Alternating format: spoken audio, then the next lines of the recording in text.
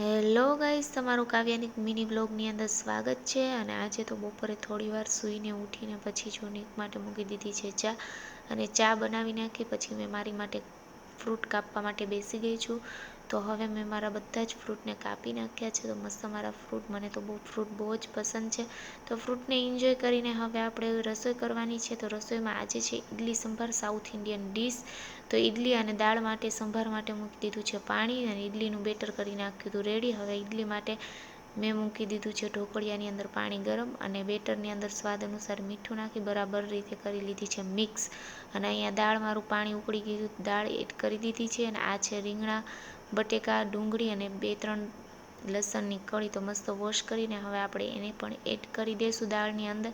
અને પછી એની અંદર મીઠું, હળદર અને થોડું એવું લીંબુ અને 1 ચમચી જેટલી આપણે એની ખાંડ એડ કરી અને 2-3 સીટી સુધી આપણે દાળને ચડવા દઈશું. અને ત્યાર પછી જે આપણે બેટર ઇડલીનું બનાવ્યું હતું એની અંદર ખાવાના સોડા એડ કરી 1 ચપટી અને બરાબર રીતે બેટરને મેં મિક્સ કરી લીધું છે.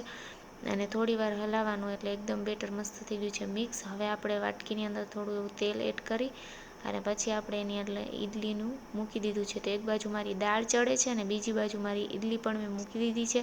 અને હવે આપણે કરવાની છે નાળિયેરની ચટણી. તો નાળિયેર, કોથમીર, મરચાં અને થોડા એવા દાળિયા અને દહીં ને એવું બધું નાખી દીધું છે. તો હવે મસ્ત આપણી નાળિયેરની ચટણી બનીને રેડી થઈ ગઈ છે. હવે પછી આપણે એની વઘાર કરીશું. ત્યાં સુધીમાં મારી ઇડલી પણ મસ્ત થઈ ગઈ હતી રેડી અને દાળ પણ બફાઈ ગઈ હતી. તો હવે આપણે પહેલાં તો ચટણીનો વઘાર કરી લઈએ. તો એની અંદર મેં રાઈ અને થોડી એવી હિંગ એડ કરી અને મસ્ત વઘાર કરી નાખ્યો છે. તો હવે ચટણી તો મારી મસ્ત મજાની થઈ ગઈ છે રેડી. તો હવે આપણે સંભારનો વઘાર કરી. સંભારના વઘાર માટે મેં થોડું એવું તેલ મૂકી દીધું છે અને પછી આપણો સંભાર એકદમ લીંબુ ને ખાંડને બધું બરાબર રીતે મિક્સ કરીને રાખી દીધું છે. તો ત્યાં સુધીમાં વેદુ પણ સ્કૂલેથી આવી ગયો છે, જોઈ શકો છો તમે પાછળ. તો હવે મેં રાઈ, જીરું, મીઠો લીમડો, હિંગ અને મરચાં અને ડુંગળી બધું એડ કરીને બરાબર રીતે મસ્ત ચડવા દેવાનું છે. ત્યાર પછી એક સંભાર મસાલો આવે છે એ એડ કરી અને મસ્ત સંભારનો કરી નાખ્યો છે વઘાર. તો હવે ડુંગળીને બધું ચડી જાય એટલે સંભાર મસાલો એડ કરી દેવાનો. મારો મસ્ત મજાનો સંભાર બનીને થઈ ગયો છે રેડી, તમે જોઈ શકો છો. તો હવે ઇડલી સંભાર રેડી મારા મસ્ત થઈ ગયા છે. જેમાં છે ઇડલી સંભાર તો મસ્ત ડીશ કરી નાખી છે. તો ચટણી, ઇડલી સંભારને રેડી છે. વિડીયો પસંદ આવે તો લાઈક કરી દેજો. ચાલો હવે ડીશને ટેસ્ટ કરીએ.